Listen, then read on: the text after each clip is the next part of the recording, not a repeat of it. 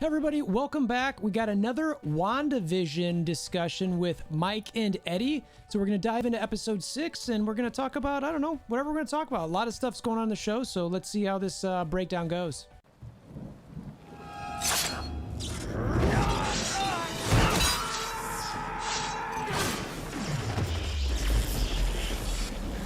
Bring me Wolverthor!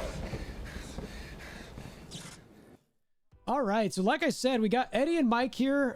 Mike and Eddie, you guys want to say anything to the crew, to everybody? Say hey, introduce yourselves, all that, whatever you feel like doing. Hi, everybody. Good to be back. Also, thanks for. I'm not sure who liked the video before, but thank you for the lovely shout. That was very nice. So you get a thumbs up too, actually. What's up, guys? Let's get rocking and rolling. Cool. Mike's an easy guy. So, you know, I feel like this might become a theme for whenever we do this, by starting by simply stating that, you know, Elizabeth Olsen, I think this is mainly for Mike more than anybody, but really for all of us, that she's a thing of beauty. What was her outfit she called it? The Sokovian fortune teller? Yeah. Which is her old school, like, comic costume, which is pretty cool.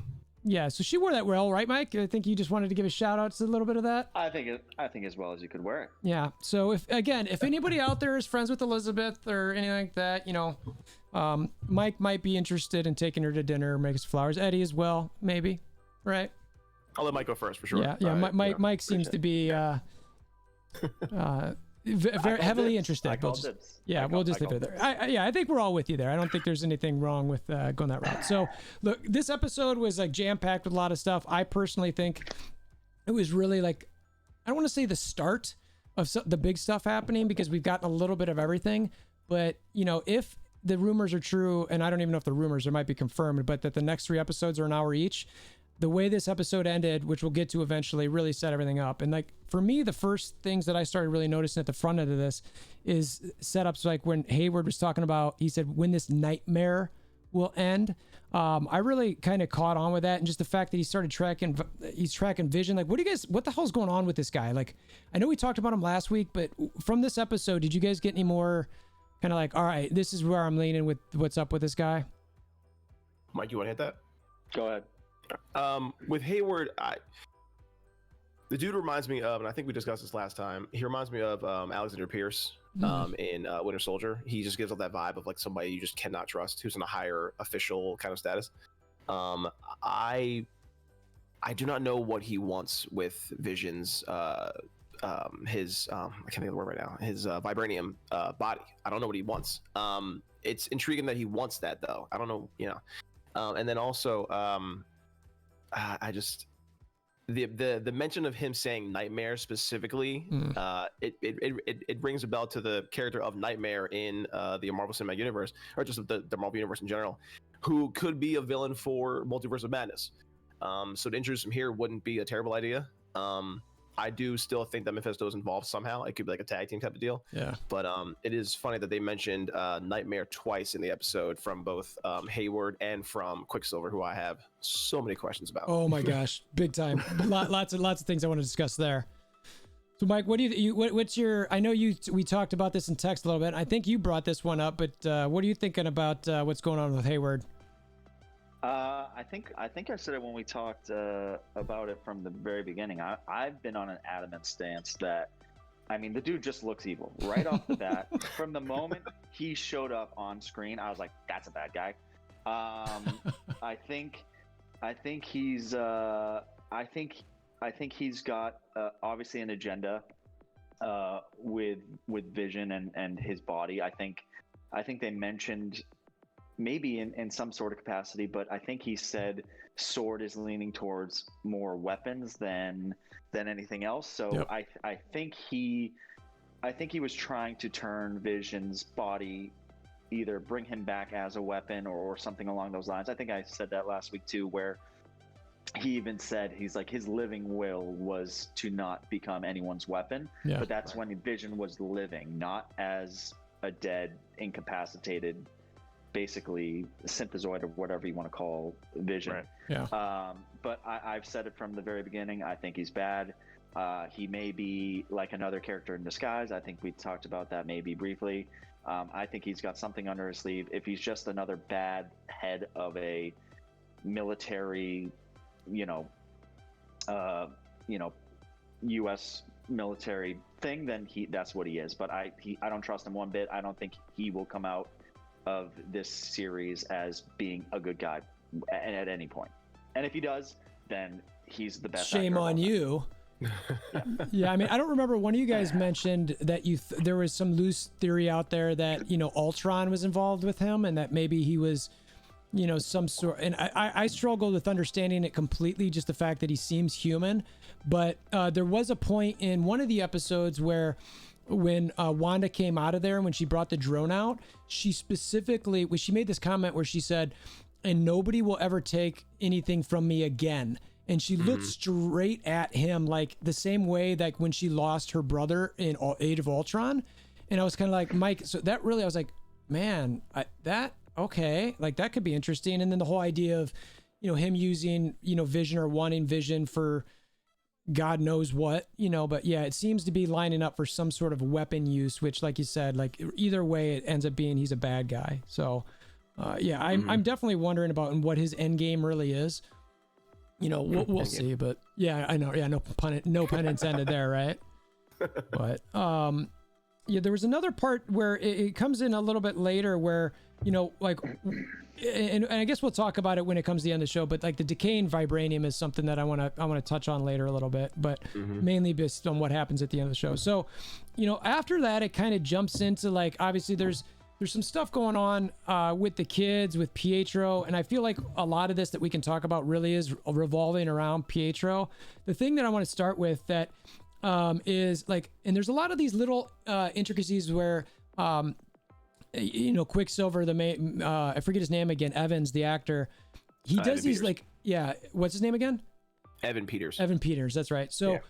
He gives these like looks like, oh, wait a minute, they're on to me type things. And the first one I noticed was the boys said to each other when he was sleeping on the couch, they said, "You're scared he's secretly a vampire." And the way the camera angle was, it was like he immediately popped up, was like, "Hey, what are you guys doing?" And it was kind of like, okay. And then it just moves on like it was no big deal. And there's a couple other things that kind of happen about that. But talk to me a little bit, guys, about what you guys are seeing with Pietro, different things you saw in the episode, and I don't know, where are you at with this guy? Mike, you want to go? No, go ahead.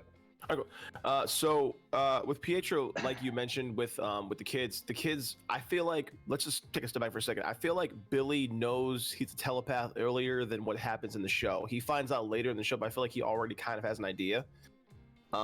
Because when Tommy mentions it about, oh, you think he's a vampire, like, maybe he does. Like, maybe he's actually saying the truth, and that might be something that Billy probably saw from just like what he's reading from his mind. That's a possibility. With Quicksilver too, or Peter, he knows that he's not a part of this sitcom reality because he doesn't abide by any of the rules. So like when he can hear the kids talking, he's not really asleep. He's kind of faking it, and then later on in that same scene, when Billy is talking to the camera, he's kind of looking at Billy too. Like he's kind of like he can hear him. Like it's like Tommy's focused on the game that he's playing, but like Pietro or Peter is very much involved with what Billy has to say to the camera. Which is it's a clear sign that he's not here with good intention, I think. And like there's plenty more things that he does, but that's one thing that he does I noticed, and I was like, you wouldn't break the wall. Like if one person's doing it, usually not everybody's doing it unless it's like one at a time. Yeah. But he's aware that he's talking to somebody else, and he's aware of what's going on with Wanda and Vision at this current moment in time. That's what I noticed as well. So yeah, I totally agree. Totally. Mike, where are you at with Pietro, and what are you seeing that are kind of either, or do you think he's normal? I mean, are we totally out of left field here? No, I think from at least that episode, I think the part where he's sleeping on the couch and like he's kind of awake, I think that was more of being in the frame of like the 90s sitcom, like that vibe. I think, when someone's being talked about and they're pretending to be asleep and they're kind of awake, like I think that's just like a throwback to that style film. But I think he's, out of all the characters that have been introduced, he's openly the most self-aware.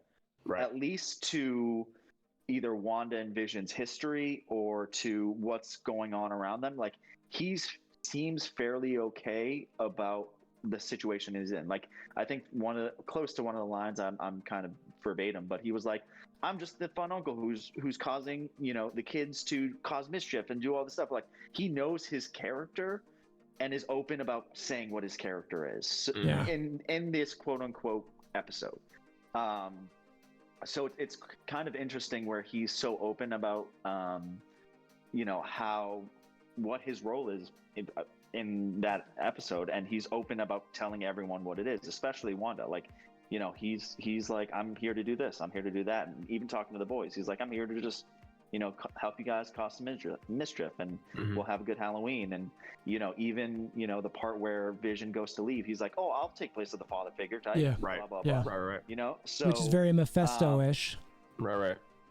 Yeah, so it's very interesting. I don't know what he'll end up being or who, because he does have the super speed capability. I don't know if that power is just faked within the world that he's in. But I mean, he was, when they go trick-or-treating, he was doing all that stuff at super speed. So it's hard for me to possibly think he might be someone else, or he might be like we talked about before, just brought into the MCU as the new Quicksilver. Right. But yeah, that's where I'm at with that. Yeah, one part with him, obviously later in the episode, you get a dead Pietro look similar to what was with Vision before, which, that makes me a little confused. I'm like, well, wait a minute, why is she seeing him dead if he's somebody else? Unless again that some maybe like someone like Nightmare is playing with her at the same time, and then she attacks him. Wanda attacks him when he says something about how Vision could be dead twice. I struggle with that because I'm like, wait a minute, how does he know? Like, he shouldn't even. He was dead. Like, Quicksilver was dead when Vision died. So how does whoever this dude is, if he's really a Quicksilver of some version, like, he clearly has memories outside of that, and that's the part where I'm struggling. I'm like, how did you know that?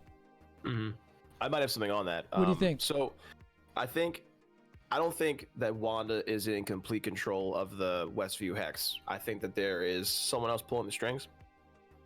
Because I think that all the stuff that Peter mentions, I can't really get his name right because he's everything. We'll call him Quicksilver. There you go. I think is a way to keep her in this place. This Peter didn't exactly know that Wanda didn't see him die. She just knows that he died. And he got shot a bunch of times. I don't think, unless she saw the body from a scene that we didn't see after Sokovia, then that's the only way that she would know that that she would know what he would look like after he got shot. But I think it's a way to manipulate her, to keep her kind of locked into this Westview kind of place. I think the more that this Peter shows her, it's just a way to slowly kind of like, I guess, like I to use the phrase, keep her in his clutches so that she can't move, she can't breathe. Because he even talks about himself, like he talks down about himself. He said, I got shot in the streets like a chump for no reason at all. Like, bud, like, you know what the reason was? You were saving somebody and then you got shot. Like, I mean, you shouldn't have, because you're a speedster. You should be dodging bullets with the quickness. But like, I don't know. He talks so negatively about her brother, but also gives her that comfort. Like it's like this weird like battle. I can't really understand. And then when he says, your dead boyfriend can't die twice, how would he know that? Yeah. How would he know he even died once, let alone twice? I mean, even if he did know that, because I mean, she killed him the first time. Oh, is that how you heard? So you heard her saying it. I heard him saying it that he knew he died once and he wouldn't be able to die a second time. But you heard it more as, that he died twice, basically like the Thanos flip and then killing him again. Is that the way you're saying there? Right. The way he said it was, he was like, hey, he said, relax, sis. It's not like your dead boyfriend can die twice. So like he said it in the way that sounds like, how would you know he died the first time, let alone even two times? Okay. You know what I'm saying? Like, so like it was the way he worded it was kind of almost like either he slipped up or just like but then it triggered her to shoot him back. Which nobody noticed. And, which is hilarious. Yeah, I thought it was great. So that's one thing that I thought was kind of odd. Yeah, so I mean, the next thing that happens with this dude too, in my mind, they're trick-or-treating and all that, and this is like, everybody's picking up on this one, but when he says to the kids, release hell demon spawn. Right. I mean, that is clearly you know, they're either trying to trick us into Mephisto, like they're so much pointing towards that direction that it's like, is this too obvious? Is this, you know what I mean? Like, so that to me was definitely, I mean, you get, I don't know, like, I assume you guys both picked up on that, right? Right. Yeah, I mean, yeah. I don't know, man. There was some other stuff going on during that trick or treat. Obviously, I don't know if you guys, I didn't even notice during this episode, but to add on to that, like the one figure that didn't really move, did you guys see anything on that? You know what I'm talking about? You mean that dude that was behind Wanda over like her? Yeah, and he had some weird like, yeah, some weird mask, and yeah. he's whatever that figure didn't seem to. Look, I don't know if that's looking into stuff too much or not. I really don't. I didn't notice it in watching it, but I mean, is this? How much are you guys sold on this being Mephisto? And is there something going on, Mike? I don't know if you even noticed it the first time through, but you got it, Mike. Yeah, do you think this is really Mephisto? I mean, and what's up with the demon spawn stuff? Yeah. Honestly, I would say, and we'll get there at one point, but I would say after the end of that episode, I think at least at this point, I think it might be a little bit more Wanda and someone helping her, not so, like she's being controlled. At this point, I think you mentioned it before, but I think this is leaning towards where Wanda's kind of like the baddie. I think I think she's trying to make this her world. I think she has maybe not so much someone controlling. I think someone's helping her. Like, I think Mephisto might be like, I can make this world for you where you will be quote unquote happy and you will have your life back. But I think it's like a give and take situation. Like, I think in order for her to have, and it's only because of the end, because and we'll get there, but as soon as the end happened, I was like, this isn't someone doing this. Like, she is doing this at this point. Clearly. To make it beneficial for her. Like, she, you know, and then, but that being said, in terms of like the demon spawn stuff, if she is being helped by Mephisto, you know, he's like the devil or hell or however you want to put it, like, it is that world. So I think it might be hand in hand, but I think at least after that episode, I'm thinking more and more that she's more evil or becoming more evil than we're led to believe. Mm-hmm. And I saw something on Twitter where the composer of of Wandavision came out and said, this isn't going to be like a stereotypical superhero. Like, she's not going to be the superhero that you think, or something along those lines. I forget the exact, but it was very much kind of telling to where, you know, she might just be so messed up and miss Vision so much that she's doing whatever it takes to have a semblance of her life that she wanted back. Mm-hmm. I could see that. I could definitely see that. I mean, she's obviously lost a lot in her life. She lost her brother. She lost her parents before that. Then she lost Vision. It's just like, and given all her exactly twice. You know, so and she was like a radical with her brother before this, and she helped Ultron. Like, she was a bad person. Yeah, like, she was a bad guy. She like almost took out the Avengers by herself. Yeah. Right. So, you know, who's not to say, you know, she's not a little bit bad, which isn't a bad thing. It's just a new route, which should be interesting. Yeah, you know, I mean, her turnaround. Sorry. No, go ahead.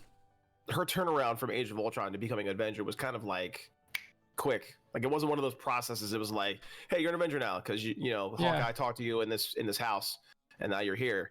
You know, for someone to have a change of heart and a change of mind, that takes a process. I mean, who knows how long between movies the process was, but like, quick turnaround for you to become a hero all of a sudden, and then you make a couple mistakes in the field in Lagos, and then you make a couple mistakes in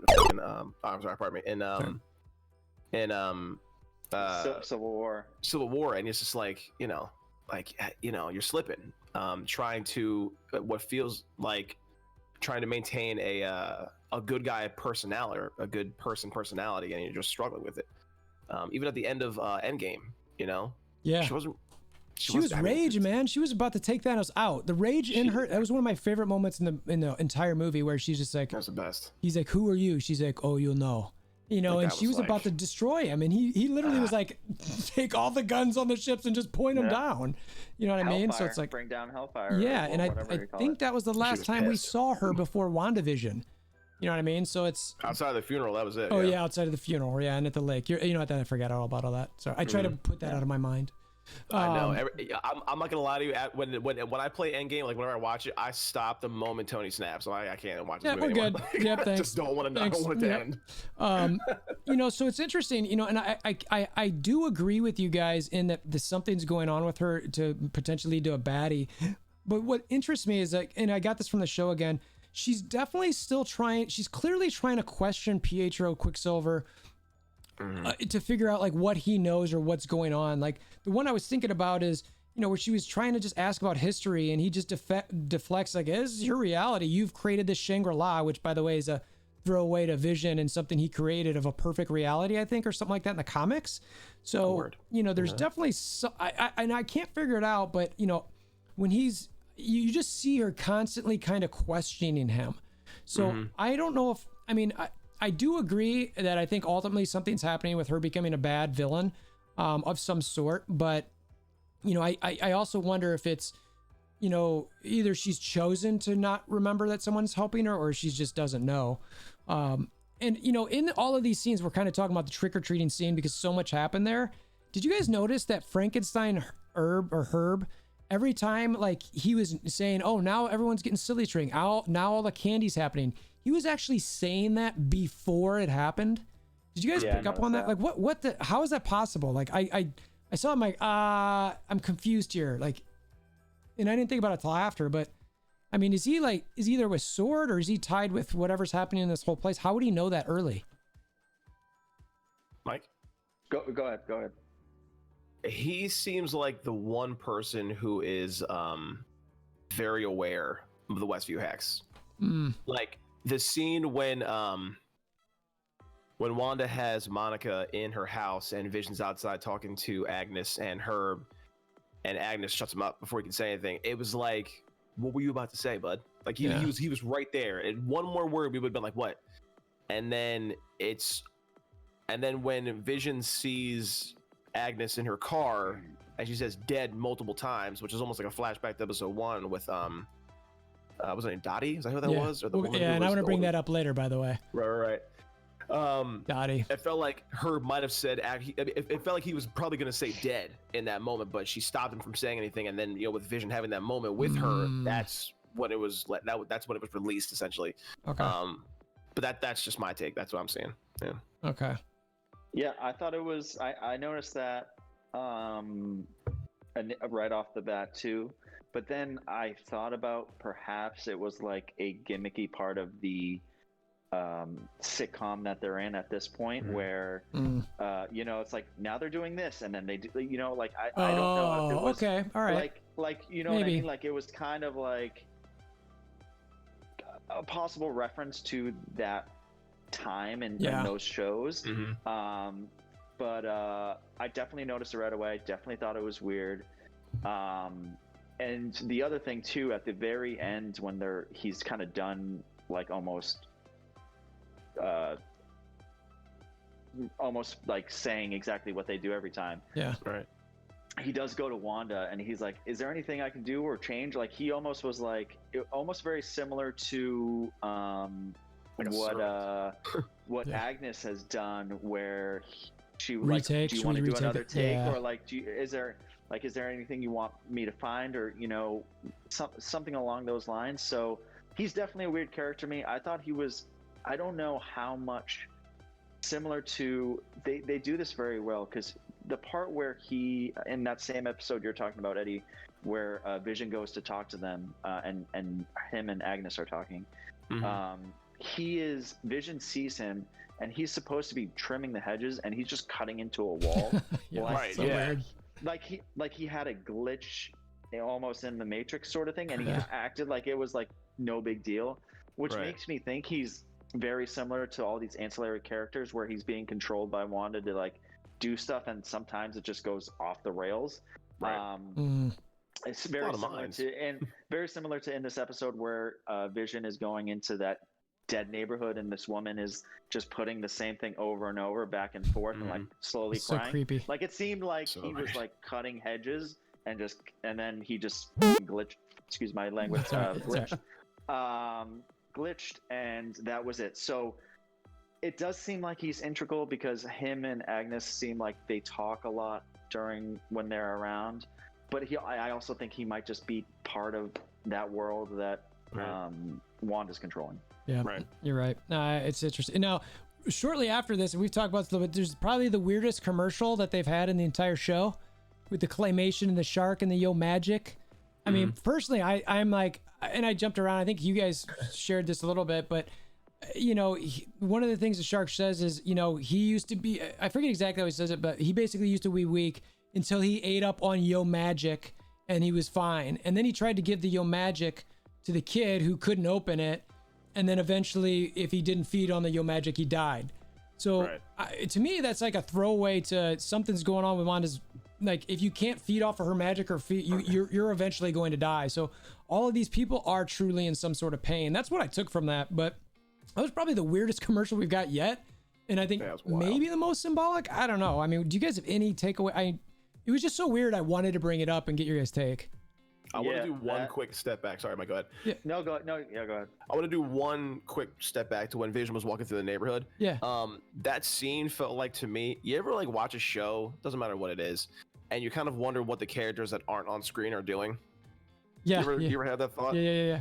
That's what that felt like to me. It was like, because Wanda's not there with them, the show doesn't happen. Yeah. You know what I'm saying? So like, because she's not there, they're frozen in time. And until she's actually active, that's when they can come alive and be part of the sitcom reality, you know? Yeah. That's what that felt like to me. It's like, I always wonder what characters that were on screen, like what they're doing when they're not on screen. Where are they? As an actor, obviously, you're just sitting in your chair waiting to go for your next shot. No, like, you're going to the bathroom, you're eating that they don't show, right? That's exactly. They don't show that kind of stuff. But that particularly always got it was like, oh, that's what they're doing. They're just standing there. Yeah, and there was a joke about where the kids have been. Like, where are all the kids? And it's like, oh, I wonder if they were just off screen somewhere. Right. It's almost like no, I was going to say it's almost like an extra being waiting to be told to walk down the road. Right. And they're just like, but also they're yeah. So it was definitely a creepy part, especially seeing, like I said, that woman trying to put that ghost up over and over, and then tear comes down, and then her husband behind her is just nonstop picking up and down a pumpkin. Yeah. It was definitely creepy. I was creeped out for sure. Yeah. No, I totally agree with you guys, and there's some parts I want to talk about with Agnes and as Vision walks away and all that, but and we don't. I mean, do you guys have anything on that commercial at all? I just wanted to bring it up, and see, I don't think there might be nothing there, but I don't know. Did you have any overarching thoughts that I didn't have on it? I thought the commercial was cool because it was definitely like a throwback to like those Goga commercials or like like those claymation commercials that were super like ridiculous. I liked it, but then it creeped me out at the very end when the kid just like slowly dies. Yeah. It's a little weird. It was definitely weird. I was like, what the hell? What's going on right now? I think we talked about the last time how basically every commercial is revolved around Wanda somehow, whether it's her memories or stuff she's done. Yeah. And I think this seemed like all the other commercials seemed like stuff that's happened to her in the past. This seems like it was a reference to stuff that's happening to her in the present, that like her magic is like kind of killing everyone. Because you also have to think all these people that she has control over who are human, I don't think they're like eating or drinking or surviving. I think they're like living her like reality, and that might be nonstop to where like it's kind of saying like your magic will kill everyone. Yeah. Like if right. You know, so I think that's maybe what the closest thing. I could be completely wrong, but that seemed like the only one where it had something to do with what felt like was going on right now, rather than something in her past transgression that, you know, those commercials seems to be revolved around. Right. Yeah, for sure. For sure. You know, a couple other things that were happening with Pietro and the kind of that town hall and all that, you know, I just wanted to say this, that, you know, we talk about the accents and what do you know in the show, they're talking about, hey, well, where'd your accent go? And that did tie in a little bit with them trying to figure out what was going on. I did like the shout out to the Incredibles on the theater. There was also the thing where it said the Parent Trap, which, you know, two twins coming back together. Maybe there's something there. I'm not going to look too much into that. The Incredibles and Fantastic Four, though, we talked about that last week. I'm still kind of hoping that there's something going on with that. You know, we'll see. I could see it maybe. I don't know if it'll happen next episode because, you know, Wu and Monica Rambeau are going to supposedly go see her contact over the hill or whatever. But I did love that. And so, you know, as this episode was kind of starting, and you know, Eddie, you started going there with it with Vision walking around, like, you know, tracking decaying vibranium. You know, Hayward's doing that, right? We talked about his end game a little bit, but and so Johnny Woo, it's like they're seeing that he's being tracked. They're seeing him walk around. They see him start walking towards the end, and that's when he walks up on Agnes on Ellis Street. And that interaction, we already covered it a little bit with the interaction with Agnes, but just, I mean, between Hayward tracking decaying vibranium, which I'm kind of like, well, what does that mean for Vision? Like, if the vibranium's decaying, is he just slowly dying? Like, what is happening there? I mean, do you think is that, again, am I looking too much into this? Right. Well, one of the things, sorry. No, go ahead. You got it. One of the things that I like thought about, and I don't think they've ever referenced this, but I always thought vibranium was just indestructible. Yeah. Like, I mean, you have Captain America's shield that lasted like an ice storm and has been there 100 years. It's fine. So I'm trying to figure out, or I question, like, how can you vibranium decay? Yeah. Right. But that was my only thought on that. I was like, it doesn't make sense that the most indestructible thing in their world is going bad, you know? Right. But that was just the only thing I thought about. Sorry, go ahead. I want to do a quick shout out too. They did a reference to Kick-Ass as well, which I thought was super dope. Yeah. I didn't realize both Peters were in that movie, by the way. Right? Yeah. that was so awesome. Yeah. So when he sees her on Ellis Ave, just sitting there in a daze, she's the only one that can talk, by the way, in that particular moment. Everyone else is just stuck in their ways, but she's able to speak even before he touches her on the head and brings her to, you could say. And she acts, I just feel like she's playing him. There's something about that scene that just feels like she's just toying with him and just bringing him along for the ride. The Ellis Ave I thought was pretty cool because it could go two ways. The president in Iron Man 3, I think his name is Ellis, I believe President Ellis, and also it was reference to Ellis Island, which we discussed last time, how the 4 snaps that Thanos, well, the 2 snaps that Thanos had, Hulk, and then Iron Man had, caused like a similar kind of like cosmic energy. Cosmic energy, the way that in the first X-Men that Mike mentioned, I think in our chat earlier this week, when Magneto used on Rogue, had a similar effect off Ellis Island to those to that event that was happening in X-Men. I thought that was kind of a cool little tie-in. I'm not sure what that meant, but it was pretty cool. Yeah, it's good. With the vibranium thing, I don't know. It's weird that it would decay. I mean, you guys make really great points. It's like vibranium in this world is almost similar to adamantium. It's indestructible. It's supposed to be. Yeah. It's lasted for so many years with Iron Man's shield and a bunch of other things. I mean, T'Challa's armor. Yeah. It's not supposed to get scratched. It's not supposed to be damaged. And I found it weird when he walked toward the hex that like it was reaching out to him. Yeah. Like, did you see that? Yeah, Like, totally. that was super weird. I'm not sure if it was. I'm not sure if that was like telling it to walk towards them, or I'm sorry. I'm not sure if it was telling it to walk towards it, or for it like to keep him away, because like it was. I mean, it was pulling him back once he got through it. Yeah. But it was almost like reaching out to like pull him through to make him. It was just. It's like he couldn't exit. Like, and I had a note that I wanted to talk about that he was literally, not only was it pulling him back, but he started disintegrating when he exited the hex. You know what I mean? And I'm like, he's clearly got some conscious to himself. There's something there consciously, but like if everyone else who went in and out of the hex, like they basically got thrown out, right? Or, they went through. Now, I don't know if, now that I think about it, like the only other person we saw that came out was Monica Rambeau, right? When she got thrown out by Wanda. So maybe you can't leave the hex unless she lets you. And maybe that's what it was. Or I was also thinking that, okay, this dude is clearly disintegrating. Maybe, he's got to stay or he dies. And that's part of it too. I don't know. That's what I think. I'm not sure if Mike, if you agree too, but I feel like because he's a figment of Wanda's creation, he can't leave without her. Like because she can boot everybody else out, she made him technically, and I feel like she can't let him leave because he needs her. It's this weird kind of like just back and forth battle. I'm not sure what you think, Mike. What are your thoughts?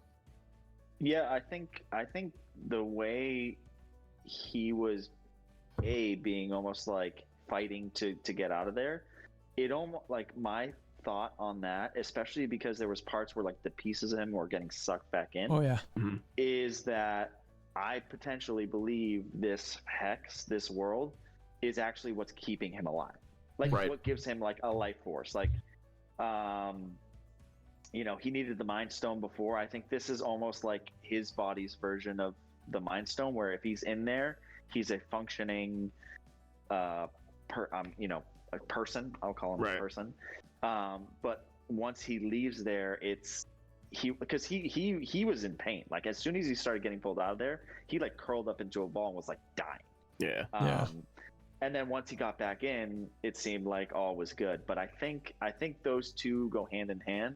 And also maybe that's like I said, if there is someone controlling Wanda or working with Wanda, the concept of is I'll keep Vision here with you as long as he doesn't leave, sort of thing. So it might be like kind of his own prison, you know? Yeah. And it might be also the reason why his vibranium is decaying, because it's in a maybe a world that's not supposed to be in, or like whatever energy field it is not meant for vibranium. I'm not sure, but it was definitely a cool scene, definitely weird, interesting. But it's one of those things to where also Wanda didn't realize that he was trying to escape. The only way he found out is when I forget, Billy or Tommy was one. Was like, I can hear Dad, he's in trouble. Yeah. And she was like, where is he? Yeah. Like, it's one of those things where it seems like she can't keep an eye on Vision at all times, which I find interesting, because if she is controlling Vision being around, she would know at all times. Like, she didn't even know that he wasn't on the neighborhood watch. Yeah, I was gonna bring that up. Right. There's something missing there. So it's an interesting dynamic to where, you know, she's creating this for them, but she can't. And I feel like she can somewhat control him, but not control him at all. But yeah, it's got to be. I think this possibly is like, this hex is like a hex that keeps Vision alive, and he has to be in there to stay alive. But I thought it was a very cool scene that once he was out of there, he didn't ask for help. He was like, these people need help. Like, he wasn't even thinking about himself. He was like, there's a bunch of people in here, you need to help, rather than, you know, whatever else is going on. I thought that was a pretty cool scene where, you know, it was very Vision-like, where he just, you know, it was like very superhero-like. Like his first thought was to be like, we need to help all these people in here, not like, get me out of here, sort of thing. But it was, I will agree to that. And you also said earlier, you know, like whoever's controlling Wanda, if she is being controlled, there is give and take. You know, I'll give you this, I'll give you Vision back, but I need you to do this for me. Like you can only have him under these circumstances. Like I think like you mentioned earlier. And also Hayward, when he's watching Vision, said he really wants out, doesn't he? Like, I'm curious, like, because I thought he wasn't watching the show. It seemed like Hayward's only on his own path. Yeah. You know, so for him to think that, oh yeah, like he really wants out, like why would he care? You know what I'm saying? I don't know. Just an interesting quote by that guy. Yeah, I mean, and Hayward definitely, I mean, the vibranium, the fact that, you know, on the screen when it said the Cataracts Project, which is a weapon thing, Mike mentioned earlier, that S.W.O.R.D is doing this weapon program. You know, Eddie, I think you said in our text, like cataracts, eyes, vision, like connecting the dots there. I was like, okay, yeah, this dude, his sole mission might simply be, I want Vision for weapons, you know, whatever that means. So yeah, it's like in Watchmen. It's like in Watchmen, the Dr. Manhattan Project, or the Manhattan Project. Yeah, it's like yeah. We'll see how that shakes out. So, you know, obviously, also real quick, I want to know. I want to also note real quick before we move on. When Vision jumps out of the hex, the Mind Stone is still here, right? Totally gonna bring the same thing up. Yep. Go ahead, you got it. No, I just think it's like you've said it. You know what I mean? It's like, what's up with that? Like, he's got a Mind Stone. He's technically in reality, right? Our version of reality, and it shows up there. But, you know, so I'm like, well, wait a minute. Is whatever's pulling him back the Wanda reality or the hex? Like, is that what makes it show up? But it definitely, I mean, it was bright. It was shiny. It wasn't breaking down. I'm like, what's up with that? I mean, there's some footage that, you know, has probably been going on behind me, where there's this one scene where at some point, something happens with the Mind Stone where it, like, again, I don't know if it's a Wandavision or something like, and I don't play on words there. If it's a Wanda's visually sees this. Like a dream or like exactly. You know what I mean? But it's like there's clearly some point where the Mind Stone blows up or something and it shines. And so, yes, something's up. I think we were talking about this in our text too. Like there's a very high likelihood that the Mind Stone is at play here and on a high level, which how it could be technically, I don't know. But, you know, so I'm interested to see how that plays out for sure. I think it exists because it's in Wanda's reality. Like, as long as he exists there, the Mind Stone's real. But I think... Well, sorry, go ahead. No, please. No, I was just going to say also, too, when Vision transforms himself to different bodies, whether it's human or whatever, I think that's his, like, putting the form of himself that he wants, you know? I think him, and again, I don't even know, I who's to say that Mind Stone that was there was even real, or if he just created that vision of himself to where when he saw other people, when he saw other people to help, it's like, you can reference me because this is who you would know me as, you know what I mean? Yeah. But I thought it was very interesting. I thought it was very cool because I don't think when he's been Vision in that world, the Mind Stone hasn't been on his forehead at all. I think it's just been normal. It's pretty rare. Yeah. But yeah, definitely cool. So as we're obviously he's you know working his way out of the thing, and then what happens next we'll get to. But before we get there, you know, Monica's cell's changing. You know, I my comment is becoming photon. Is this how? To me, and this is really my big reveal in our discussion here is, you know, obviously this hex expands shortly after this. You know, we already know Monica's her going back and forth within that thing is changing her cells. You know, is it a mutant thing? Is it a photon thing? Obviously, she's had a couple different characters in the comic. You know, and there's this one point when her and Jimmy Woo were like fighting. It's really slight, but when she like knocks out this dude, she like looks legit surprised where she's like, how'd I do that? You know what I mean? So I think there's definitely something happening where she's getting strength, you know what I mean? And something's happening. And this is, like I said, I mean, spoilers already, obviously you're watching this, you know, I hope you watched episode 6, but like, so then, you know, as Wanda hears from, you know, Billy that this needs to happen and she becomes Scarlet Witch where she just like, explodes, her eyes turn all red, and the hex just like starts expanding. You know, I think what's potentially happening here, or is gonna happen, is a reverse House of M. So to me, you know, because we know the MCU does its own thing. It straight up does its own thing. So like they might have some loose stuff. So I think at some point that this hex is just gonna engulf the entire planet of this reality and actually turn people into either mutants or give them powers. And I think that's potentially how some of that's going to happen. So, am I crazy? What do you guys think? I want to give a quick shout out to James Woo for being the next Coulson. Like, it feels like every episode, like he surprised me with something amazing. He deserves a spinoff. Get it, Randall Park? Yes, dude. He come up of the week right now. Yeah.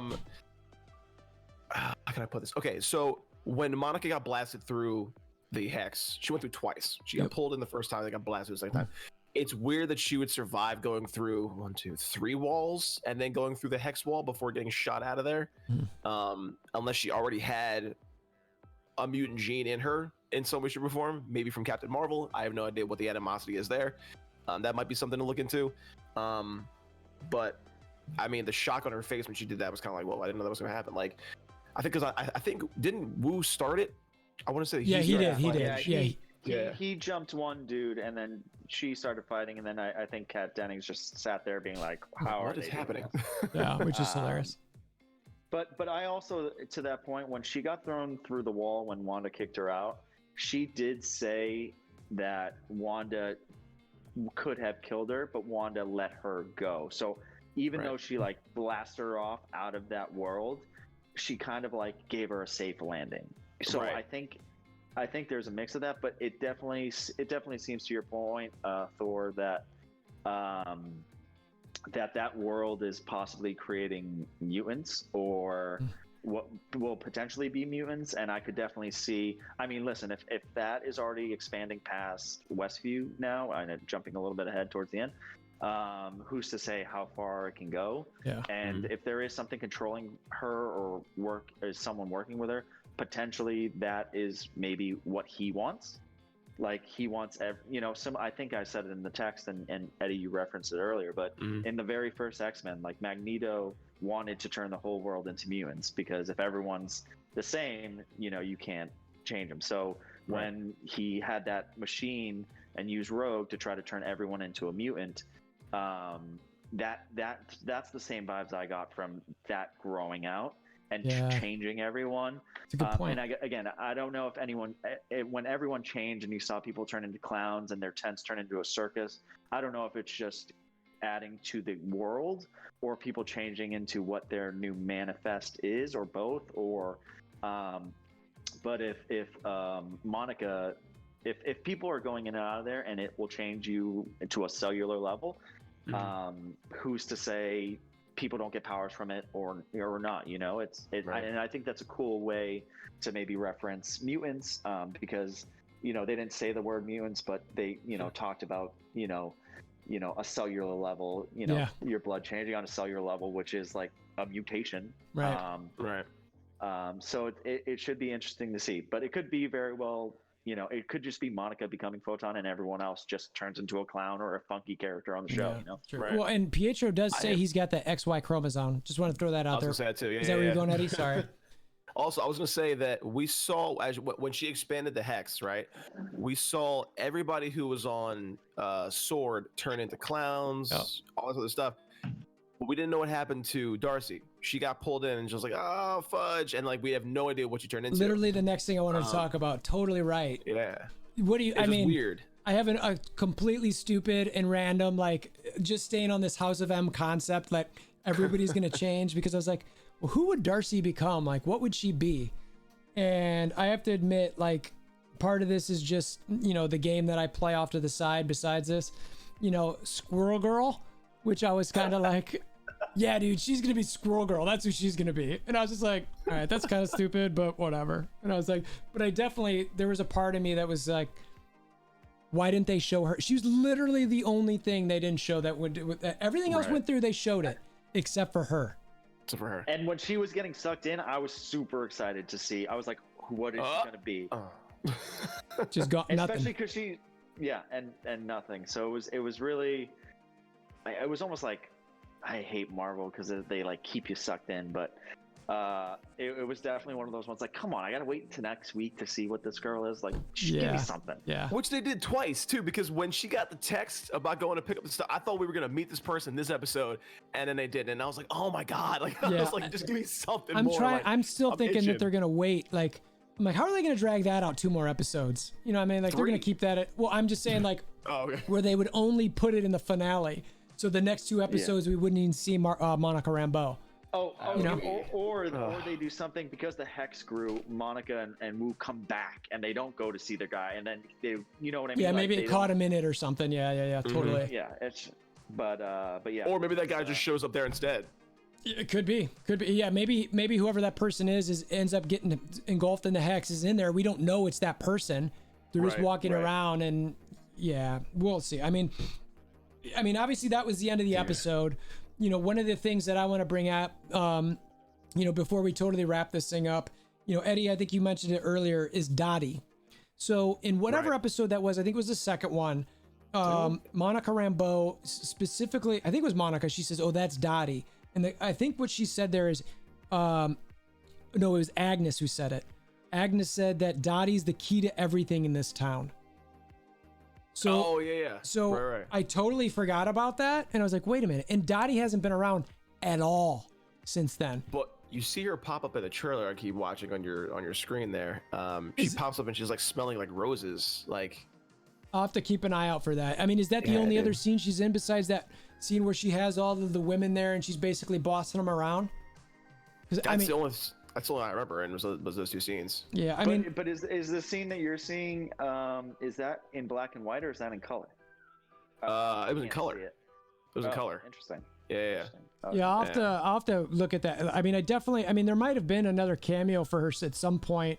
I mean, I'm wondering, again, am I stretching here? Am I like, We're all stretching here. Yeah, I know, right? It's like, well, and again, I think when you guys mentioned it last time we did this, with that, basically, that's what's fun about this show right now, is that we have a week in between episodes. We literally can like overanalyze every little detail because we just want to know what's going on. So, and to me, that was something that crossed my path in the last week or so, where I was like, Dottie, what's up with Dottie? Like, she was supposed to be the key. She was like this ruler in the group, and like now she's just gone. And Agnes was the one who said it.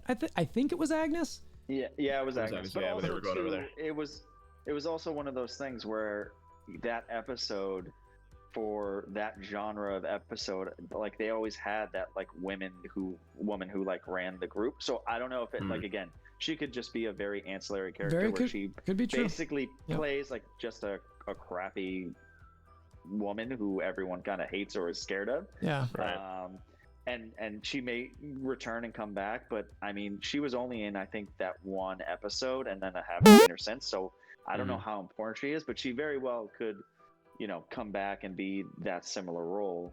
But if she is important to it, they're doing a good job at hiding her, at least until the very end. Yeah, right.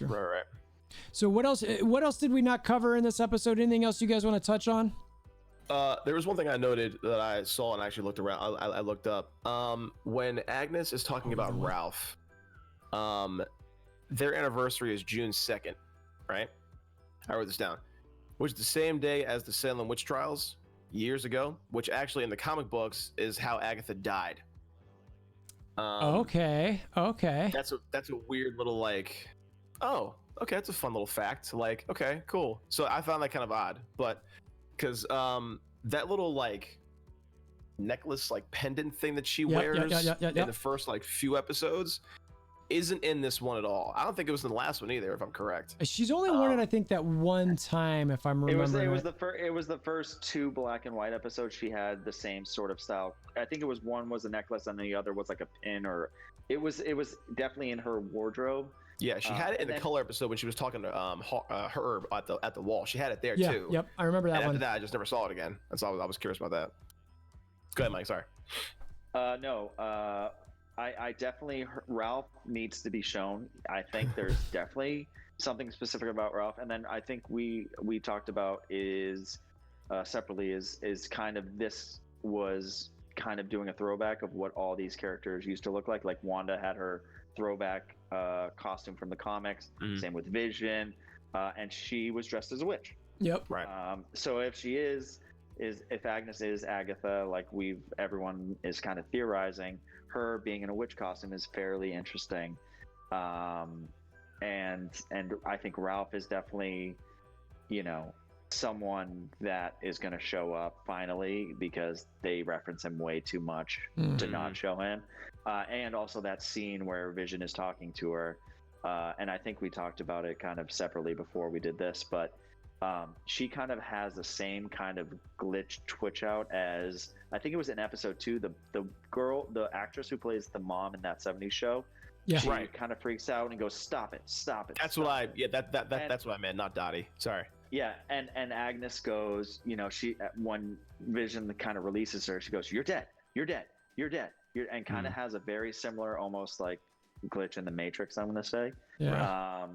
But also at the same time, I think Eddie mentioned it, is I think she also could be playing Vision, because she's such a main character, or has been in the show. For her to be like on the edge of town, just parked doing nothing, and Vision sees her and goes to her, it seems too perfect. Like I almost think she wanted him to get to the edge of the town to try to get out potentially, so the hex does get bigger. Like if I think there's more to that than meets the eye, because it was just so random for her to be one of those off-dead characters sitting in a car parked, and then all of a sudden she can drive away once he goes. So I think that was a setup by her to again, to make possibly the hex bigger, and if there is someone controlling, doing things, and they want to make this hex bigger and take over the entire world possibly. Yeah.